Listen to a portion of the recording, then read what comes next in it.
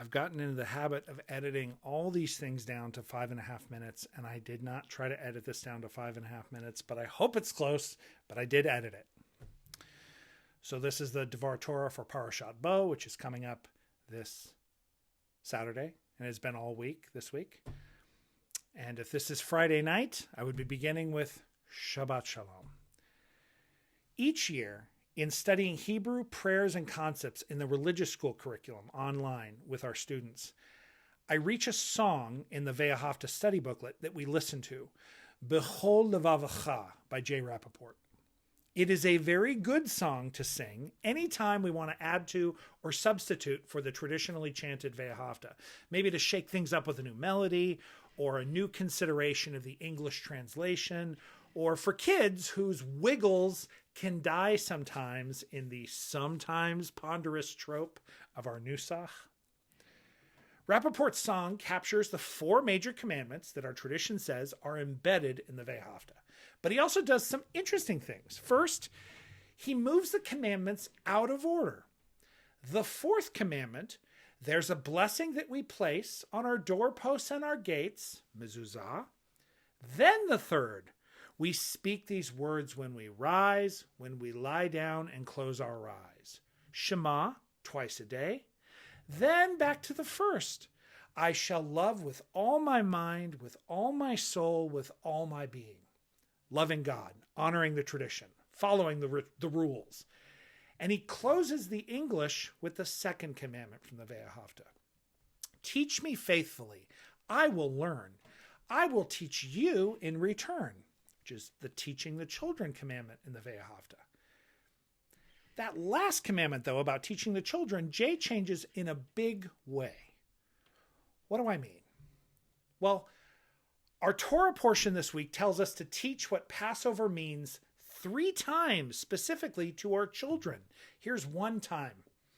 And you shall explain to your children on that day, the 7th day of Passover, it is because of what the Lord did for me when I went free from Egypt. When we discuss J. Rappaport's song, we go searching in the Ve'ahavta for the commandments he includes in his song. All 4, with the subtle exception of that last one. Teach me faithfully, I will learn. I will teach you in return.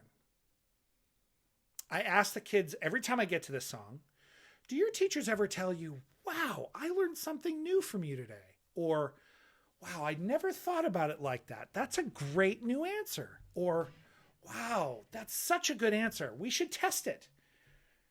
Nearly all the students say no. They don't remember their teachers doing that.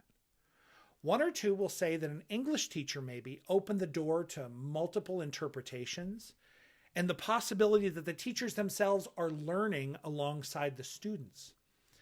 And nearly all of the 20, of the average 20, say that they like it that their teachers know a bunch of stuff and teach it to them.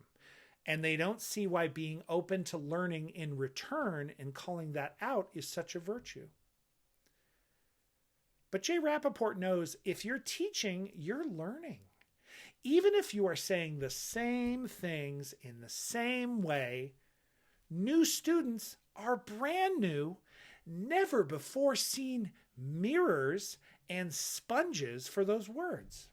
And they can reflect back things no one has ever thought about. I suspect that J. Rappaport knew this when he tweaked his song. Maybe he knew what Rabbi Ben Zoma said in Pirkei Avot. Ezehu hacham halomed mikol ha'adam. Who is wise? He who learns from all men, all people, to put it more universally. It is easy, the older we get, the more practice we get, that we forget that we are also always learning at any age, with any certifications and any degrees and any time at the pulpit. And not just from our sages and mentors and people with more degrees than us do we learn.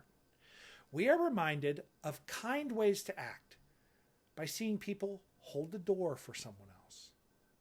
We learn a weird new way to frame a Torah lesson based on a TikTok trend from a preteen.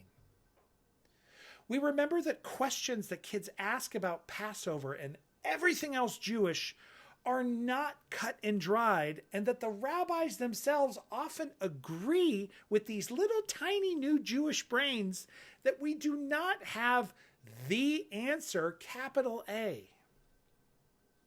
Imagine then the world, even at our ages, is still wide open, spacious with possibility, feathering out in all directions, and alive with curiosity. There is something to be learned all the time from how all these people around us take in, think about, and reflect back to us words of wisdom, whether from Torah, science, literature, or just in everyday conversations. There is a time for a pat answer.